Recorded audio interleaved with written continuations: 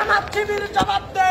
আজাদ ভাই আহত কেন? আজাদ ভাই আহত কেন? জামাত শিবির জবাব দে। জবাব চাই, দিতে হবে, দিতে হবে, দিতে হবে। আজাদ ভাই আহত কেন? জবাব চাই, জবাব চাই, দিতে হবে। আজাদ ভাই আহত কেন?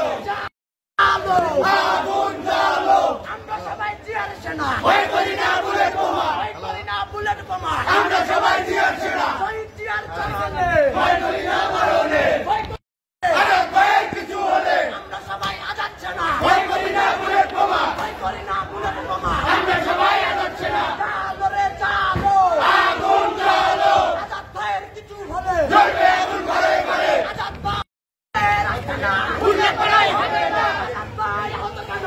সাহেব জবাব দাও, সাহেব জবাব দাও। আজাদ ভাই আহত কেন? আজাদ ভাই আহত কেন? সাহেব জবাব দাও, সাহেব জবাব দাও। আজাদ ভাই আহত জামাত শিবিরকে নিষিদ্ধ ঘোষণা করা হবে। আগামীকাল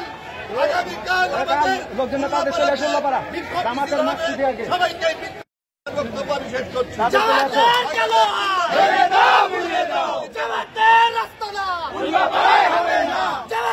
আমি বিএনপির উদ্দেশ্যে একটি কথা বলবো, উল্লাপাড়ায় 3 গ্রুপ যেটাই থাকুক, আজাদ কিন্তু গ্রুপ।